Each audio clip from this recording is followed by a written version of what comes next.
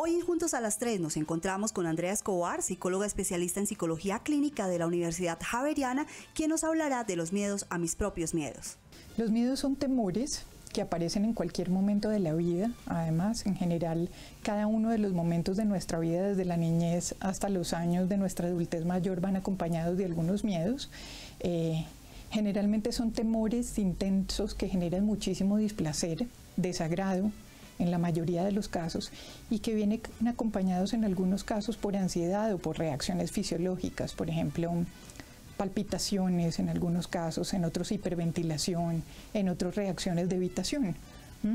Lo importante que hay que entender con los miedos es que inicialmente son normales, que cualquiera de nosotros padece o ha padecido de algún miedo a lo largo de su vida, y que inicialmente lo que es muy importante es que no los vayamos a patologizar de entrada.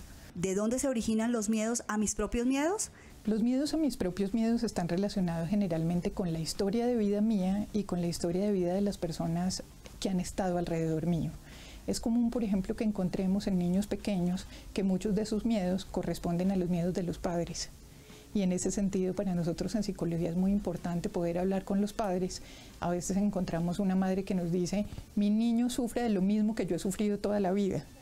Y entonces encontramos que de alguna manera el niño o la niña han heredado esos temores de los padres porque han vivido con ellos en la casa, porque tienen que ver con factores de crianza, porque muchas veces corresponden al contexto en el que viven, en otros casos tienen que ver con experiencias vitales, a veces muy locales, muy de contexto, a veces tienen que ver más con experiencias subjetivas. ¿De qué manera identificarlos? La primera recomendación frente a todos los miedos es que nosotros podamos seguirle la pista al origen y a la causa inicial de ese miedo.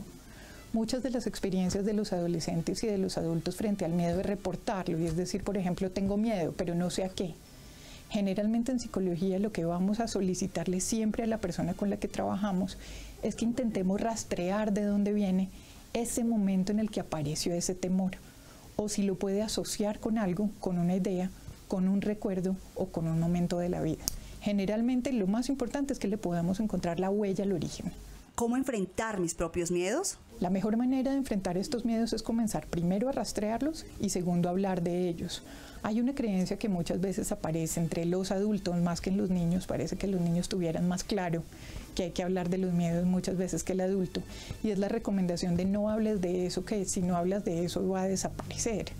¿Sí? O no pienses en eso, porque si no piensas en eso va a llegar un momento en el que por arte de magia no lo voy a volver a tener. No hay nada menos cierto que esa tendencia. La única manera de poder entender un miedo es hablar del miedo, conocer todas las aristas del miedo, poder ponerlo en palabras, porque cuando yo lo pongo en palabras ya lo estoy pasando de la emoción básica al pensamiento. Y cuando yo hago el esfuerzo por pasar cualquier tipo de vivencia mía, emocional, del cuerpo, a las palabras, yo ya estoy haciendo un intento por elaborar. Y si intento elaborar, siempre estoy intentando entender. ¿Cómo ser más seguro de sí mismo? Yo pienso que una persona es más segura de sí mismo si es algo que comienza a trabajarse desde la primera infancia. Me he encontrado en la práctica clínica muchas veces que muchas de las inseguridades de los niños y adolescentes provienen también de las inseguridades de los padres o de las figuras de crianza. Hay algo muy interesante en la clínica psicológica de los niños y es el efecto que tiene el rostro del otro sobre los afectos y sobre los miedos. Cuando se trata de niños y adolescentes, lo primero que un niño y un adolescente hace frente a un peligro es mirar cuál es el rostro de reacción de la persona cuidadora. Y si lo que este rostro devuelve es temor, es casi que como si se corroborara que realmente lo que hay que tener es temor. Entonces muchas veces el acompañar con palabras acerca de la seguridad, el mostrarle a una persona que puede hablar de eso, el validarle los afectos, así sea miedo, y decirle a una persona que también puede hablar de lo desagradable y que eso desagradable se puede entender, es la mejor manera de lograr que una persona se vuelva fuerte. ¿Cuáles pueden ser los efectos de mis propios miedos? Muchísimas inseguridades, muchas veces una conexión con complejos fuertes, muchas veces que yo, por ejemplo, restrinja actividades en mi diario vivir por un temor que tengo.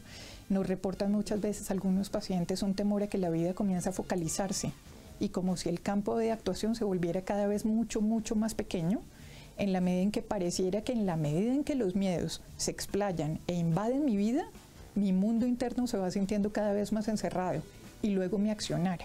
Para finalizar, la especialista nos deja unas recomendaciones para superar los miedos a mis propios miedos. Yo pienso que la mejor manera de superar los miedos es comenzar a asumirlos, primero que todo reconocerlos, darme cuenta que están, poder hablar de ellos, saber que son propios, saber que los puedo poner en palabras, que tienen unos orígenes y que yo puedo hacerlos míos, entenderlos y superarlos. Si yo asumo que viene de adentro de mí, yo tengo muchísimas más posibilidades liberadoras y de combatirlo.